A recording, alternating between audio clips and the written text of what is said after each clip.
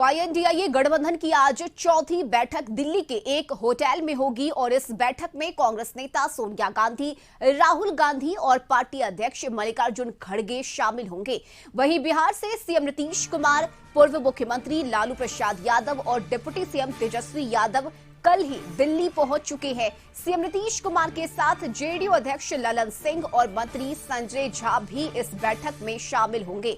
वहीं झारखंड के मुख्यमंत्री हेमंत सोरेन के इस बैठक में शामिल होने पर संशय है। सूत्रों से मिल रही जानकारी के अनुसार वो दिल्ली नहीं जाएंगे और उनकी जगह कोई और प्रतिनिधि इस बैठक में शामिल होगा। इस बैठक में विपक्षी दलों के बीच आगामी लोकसभा चुनाव की रणनीति और सीट शेयरिंग जैसे मुद्दों पर बात की जाएगी और साथ ही 5 राज्यों के चुनावी नतीजों पर भी चर्चा की संभावना है।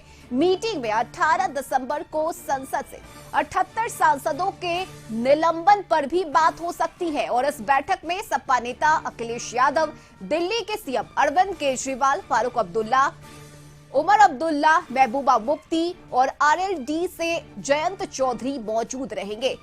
तो आईएनडीआईए गठबंधन की यह चौथी बैठक होगी। इससे पहले पटना, बेंगलुरु और मुंबई में बैठकें हो चुकी है, जिसके बाद आज दिल्ली में ये चौथी बैठक होने जा रही है। तो आज की बैठक कई मायनों में महत्वपूर्ण है।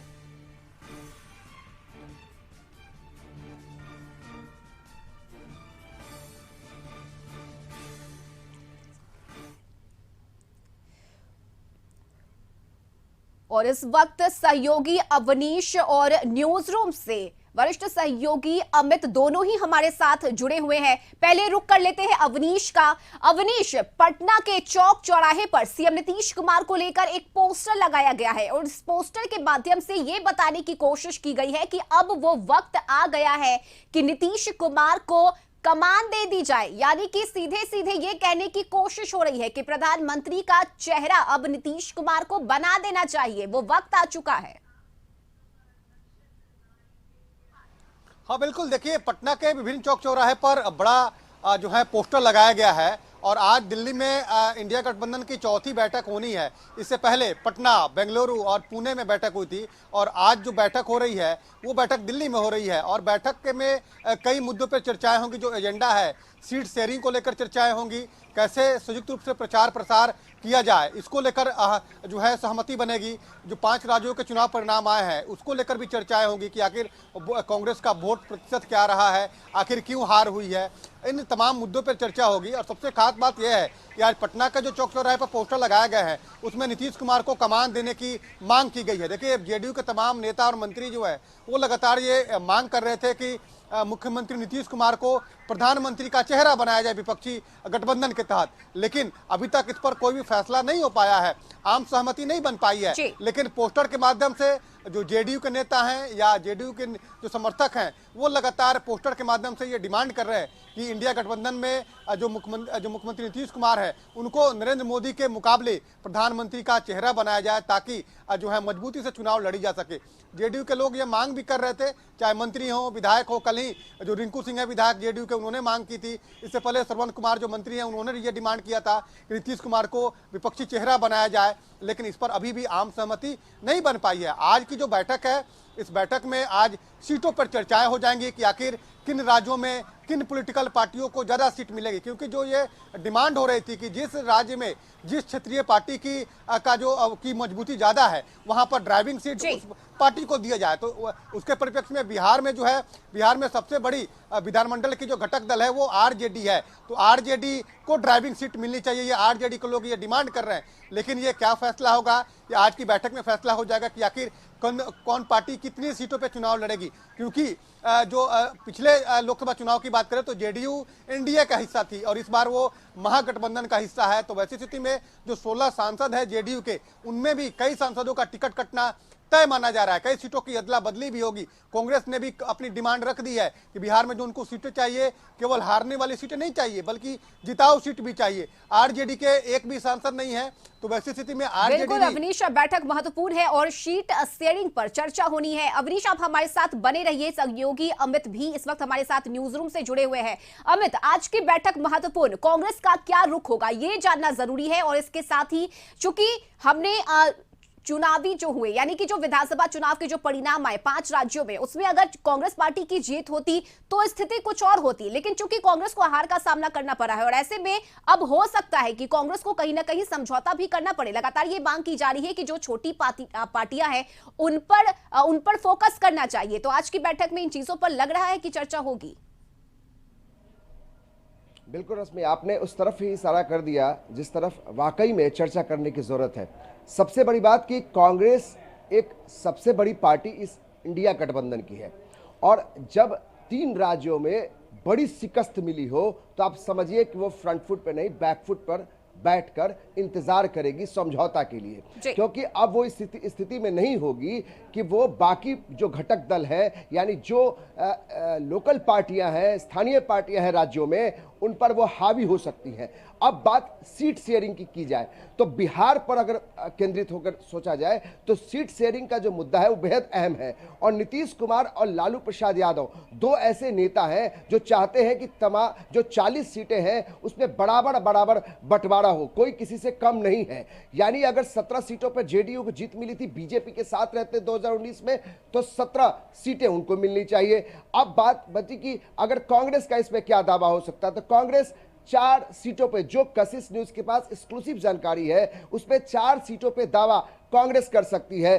17 सीटों पे जेडीयू तो 17 सीटों पे आरजेडी करेगी। अब बचा लेफ्ट जो आड़ा एक ऐसा कंस्टिट्यूएंसी है जहां लेफ्ट का काफी दबदबा रहा है। इसके अलावा सीवान का जो इलाका है वहां पे जो लेफ्ट है उसकी काफी मजबूत पकड़ है।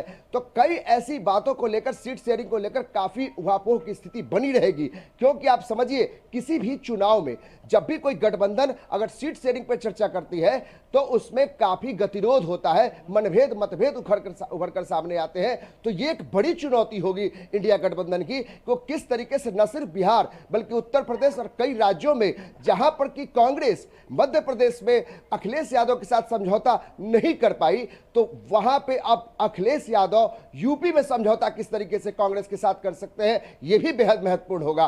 तो बिहार हो, उत्तर प्रदेश हो, जितने भी हिंदी पट्टी है वहां काफी दिक्कत हो सकती है सीट शेयरिंग को लेकर, लेकिन नजर नीतीश कुमार पे भी होगी, क्योंकि देखिए अभी कुछ समय पहले बिहार में जो एक बड़ा इन्वेस्टर समिट हुआ था वहां नीतीश कुमार और तेजस्वी को एक साथ नहीं देखा गया। जो एक अंदरूनी खबर कशिश न्यूज के पास है विश्वास सूत्रों के हिसाब से, कि जिस अडानी ग्रुप को लेकर हमेशा से मुखर तौर पर तेजस्वी यादव, लालू प्रसाद यादव खिलाफत में बोलते रहे, इंडिया गठबंधन के लोग बोलते रहे, उन्हीं को नीतीश कुमार ने बिहार में न्योता दिया। और यह एक बड़ी वजह थी कि तेजस्वी यादव, नीतीश कुमार एक साथ मंच पर नहीं दिखे। तो इंडिया गठबंधन की इस बैठक में सीट शेयरिंग के अलावा इस बात पर भी चर्चा होगी, क्या आम सहमति को लेकर ही कोई आगे कदम उठाया जाए। मसलन बनारस में नीतीश कुमार रैली करने जाते हैं, इस बात की जानकारी इंडिया गठबंधन के लोगों को नहीं होती है, नहीं आम सहमति होती है। तो इन सब विषयों पर हो सकता है कि वहां पे कुछ इंटरेक्शन हो, कि आप अगर कोई साझा रैली करते हैं तो उसके पहले इंडिया गठबंधन के बीच के अंदर बैठकर इस पर चर्चा हो कि कौन सा नेता कहां पे रहेगा, कौन इस पर स्टैंड लेगा। लेकिन सबसे बड़ी बात जो बिहार के दृष्टिकोण से और देश के दृष्टिकोण से, कि सीट शेयरिंग जो एक अहम मुद्दा है, वो सबसे बड़ी बात इस बैठक में निकल कर सामने आएगी। यानी कि आज आर या पार की स्थिति होगी और अपनी जो चाहत है, यानी कि कुछ ऐसी ख्वाहिशें जो है उसे दबाना होगा, उसे छोड़ना होगा, आपसी स्वार्थ को त्यागना होगा, तभी जाकर ये गठबंधन आगे बढ़ सकता है। बिल्कुल रश्मि, ये कहीं ना कहीं समझौता तो करना ही पड़ेगा, लेकिन सवाल अगर सीट का होता है ना रश्मि, तो यहाँ पे समझौता कोई नहीं करना चाहता है। हर कोई चाहता है कि मेरी जो दावेदारी है वो पक्की रहे, वो सटीक रहे और उसमें वो कामयाब हो जाए, जैसा कि नीतीश कुमार भी चाहेंगे, क्योंकि नीतीश कुमार के चेहरे को लेकर ही बिहार में आप चुनाव लड़ सकते हैं। देश में चुनाव लड़ने की जहां बात है तो ममता बनर्जी ने साफ कर दिया है कि जो भी प्रधानमंत्री का चेहरा होगा वो जीतने या हारने के बाद उस समय तय होगा कि अगर इंडिया गठबंधन के लोग जीतते हैं उस समय यह तय होगा। लेकिन नीतीश कुमार और उनके तमाम जो सिपा सालार हैं वो तो इसी को लेकर चल रहे हैं कि नीतीश कुमार प्रधानमंत्री का चेहरा है, यानी अपने जो उनके जो तमाम जो पार्टी के लोग हैं वो नीतीश कुमार को आगे लेके चल रहे हैं। जाहिर है कि नीतीश कुमार के जो ब्रिगेड है वो चाहेगी कि उनकी दावेदारी जो है जिन सीटों पर वो जीत के आए हैं बीजेपी के साथ 2019 में वो सीटें उनके हाथ में रहे, यानी वो 17 से कम में वो तैयार नहीं होंगे।